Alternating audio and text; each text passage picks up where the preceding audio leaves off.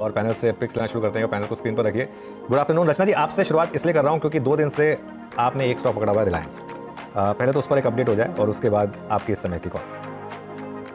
जी सही बात है आपकी। 2 दिन से हमने रिलायंस को पकड़ा हुआ है एंड ये जो है sideways movement of many months का ब्रेकआउट है। तो अभी तो ये आज जो है फर्स्ट कैंडल है, यहाँ पे मुझे और भी फर्दर ऊपर मूवमेंट नजर आती है कम से कम 50 to 100 रुपीज की, जिसके बाद यहाँ पे थोड़ा हॉल्ट आ सकता है। तो अभी हम जुलाई के फ्यूचर्स में 3170 पे है और नेक्स्ट इसका बड़ा होना चाहिए 3200 और उसके बाद 3220। तो 50 रुपए का तो मूव हमें बहुत जल्दी दिखना चाहिए यहाँ से, और उसके बाद हम आगे फिर स्टडी रिव्यू करेंगे उसको। ओके, ये बात हुई रिलायंस इंडस्ट्रीज की, लेकिन इस समय का ताजा ट्रेड क्या रहेगा रचना जी? जी इस समय के ताजा ट्रेड में मैं डॉक्टर रेड्डीज देना चाहूंगी अगेन ऑन जुलाई फ्यूचर्स, क्योंकि यहाँ पे मेरा टारगेट 6500 का है और ये हमने अपने क्लाइंट्स को दिया था कल। और 6400 तो आज ही पहुंच गया 200 में से, और कल तक मेरे हिसाब से कल परसों तक 6500 भी हो जाना चाहिए। ऐसे होना चाहिए 6300 पे on closing basis and target will be 6500। Okay, तो रचना जी का डॉक्टर रेड्डीज कॉल है और रिलायंस पे अपने प्रीवियस ट्रेड व्यू को उन्होंने यहाँ पे समराइज किया था। याद रखिएगा इस वक्त की कॉल है डॉक्टर रेड्डीज। चलते हैं प्रकाश सर के पास। प्रकाश सर, गुड आफ्टरनून, क्या पिक कर रहे हैं आप? Good afternoon. आपको तो मजा आता होगा, अब गर्मी नहीं है दिल्ली में। एनीवे, टॉप है LIC हाउसिंग फाइनेंस 806 पे ट्रेड कर न्यू हाई पर है। टॉप होगा करीब 790 का, करीब कह सकते हैं इस वाटर फेवर में। अगर हम टारगेट 850 का रखते हैं, यस LIC हाउसिंग पर लगता है कि 850 की तरफ जाएंगे। सर असल में प्रॉब्लम क्या है दिल्ली वालों की, वो बारिश की वेट कर रहे थे लेकिन अब और प्रॉब्लम आ गई बारिश की वजह से। क्योंकि ये एक्चुअली थोड़ा सा है हमारे सारे मेट्रो में दिक्कत है थोड़ा सा कि पहली बारिश से थोड़ी सी प्रॉब्लम आ जाती है, तो वो थोड़ा सा क्या, लेकिन फिर भी मैं एक्चुअली गावा जी को बोलने वाली थी कि मजा मुंबई वालों को आ रहा है दिल्ली का हाल देखिए। हम अकेले नहीं है जो ऐसे फंसते हैं। ठीक है, हमको तो आदत है लेकिन इसीलिए मजा आ रहा है कि कोई और भी है। खैर, लेकिन मुंबई मॉनसून का अपना अलग ही मजा है, जो ब्रीज चलती है, जो इतना इस समय वेदर बहुत शानदार हो रखा है। खैर इस समय मीनवाइल एक तो स्टॉक्स और डिस्कस कर लेते हैं, देख लेता हूँ, उसके बाद बाकी की कॉल्स रिज्यूम करता हूँ। एक बार जरा कुछ ये टायर स्टॉक्स में अच्छे मूव्स आ रहे हैं, वो ब्रोकरेज व्यूज के बाद आ रहे हैं इनका, सारे के सारे टायर स्टॉक्स में अच्छे मूव हैं। MRF इस समय टॉप ऑन द लिस्ट 1,31,000 के करीब पहुंचता हुआ MRF का शेयर। देखिए क्या शानदार मूव यहाँ पर इस समय। चलिए बाकी ट्रेड्स लेते हैं। मानस, गुड आफ्टरनून। मानस, आपकी trade? Good afternoon Anand ji. तो देखिए बाटा पे खरीदारी करेंगे, अभी भी बाटा में खरीदारी करनी चाहिए क्योंकि स्टॉक ने कंसोलिडेशन के बाद हमने 200 में एवरेज को बीच किया है। आई थिंक यहाँ से भी आप अगर पोजीशन बात करें तो शायद आपको 100-150 रुपए की तेजी देखने को मिल सकती है बाटा में। करंट लेवल्स पे आप ट्रेडिंग के तौर पर खरीदारी करिए। 1484 का स्टॉप लॉस लगाना है, 1555 1555 के टारगेट बाटा में सेट करने हैं। ये कैश लेवल्स मैंने बताए हैं। 1520 का कॉल ऑप्शन जो 45 रुपए पे ट्रेड हो रहा है, वहां पर भी आप खरीदारी कर सकते हैं। स्टॉप लॉस आपको 29 रुपीज के ऑप्शन में लगाना है और टारगेट 75 रुपीज का सेट करना है। ओके, तो बाटा जहाँ पर काफी दिनों बाद अच्छा खासा मोमेंटम, तेजी की पोजीशन आप लेकर चलेंगे इस पर्टिकुलर ट्रेड में। सोनी, गुड आफ्टरनून, बताइए आपका ट्रेड।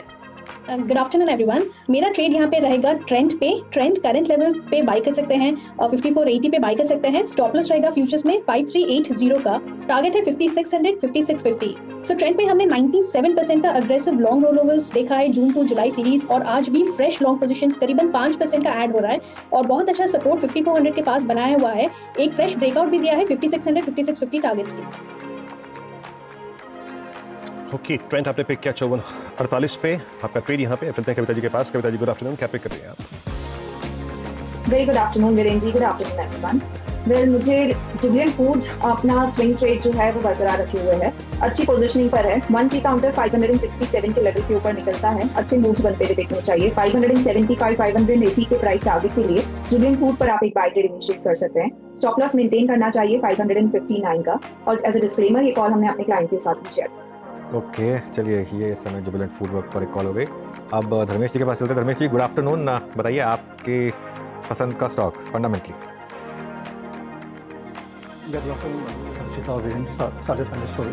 देखिए, बजट का माहौल चल रहा है, हाउसिंग फाइनेंस कंपनीज में पिछले महीने से काफ़ी अच्छा अट्रैक्शन चल रहा है।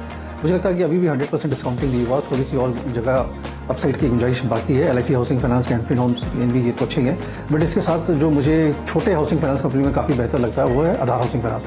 IPO लिस्टिंग के बाद काफ़ी अच्छा चल रखा है, बट वैल्यूएशन के हिसाब से रेटिंग की गुंजाइश अभी भी, अगर आप इसको आवास या होमपोस्ट के साथ कंपेयर करें तो वहाँ अभी भी अराउंड 30 से 40% सस्ता मिल रहा है वैल्यूएशन मल्टीपल पर। 1 year forward price to book के हिसाब से देखें तो एसेट क्वालिटी काफ़ी अच्छी रही है। इसलिए सारे जो पुराने प्रॉब्लम्स है उससे निकल के आगे आ गए हैं, और AUM ग्रोथ भी 15-17% के लिए होता आ रहा है, जिसमें मैनेजमेंट कॉन्फिडेंट भी है।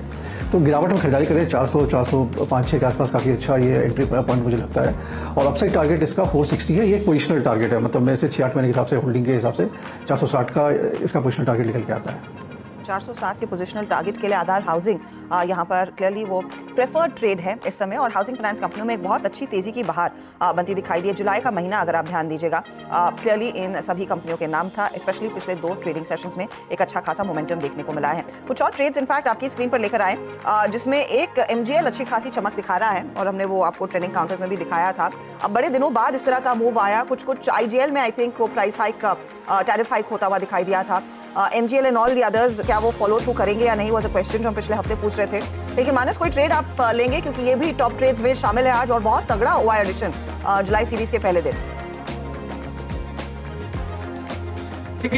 दोनों स्टॉक चार्ट पे अच्छे लगे। प्रेफरेंस की बात करें तो IGL में मेरे ख्याल से यहाँ पर एक पोजीशन लेना बेहतर रहेगा। इंटरडे में तो अपॉर्चुनिटी ऑलरेडी निकल चुकी है, तो पोजीशन ट्रेड लेना बेहतर रहेगा। करंट लेवल पे आप IGL में एक लॉन्ग साइड पे ट्रेड ले सकते हैं। स्टॉप लॉसेस 490 रुपए के नीचे लगाइए और टारगेट सेट करिए 535 रुपए के सबसे पहले और 552 रुपए 552 के सेकंड टारगेट रहेंगे।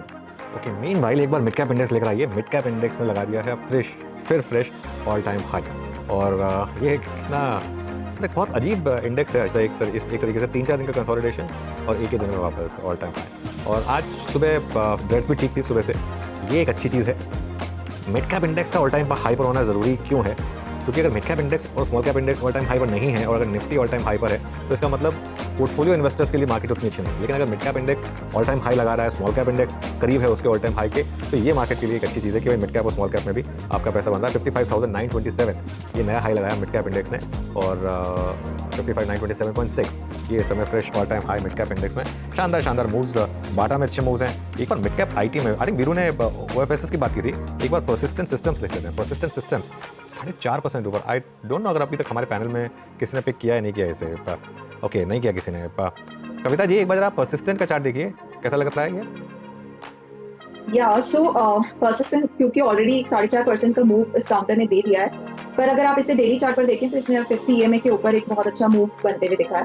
मुझे लगता है पोजिशनल सेटअप कंपैरेटिवली ज्यादा अच्छा बनता हुआ दिखता है, जहाँ 4700 से 4800 तक के लेवल की तरफ काउंटर बढ़ता हुआ दिख सकता है।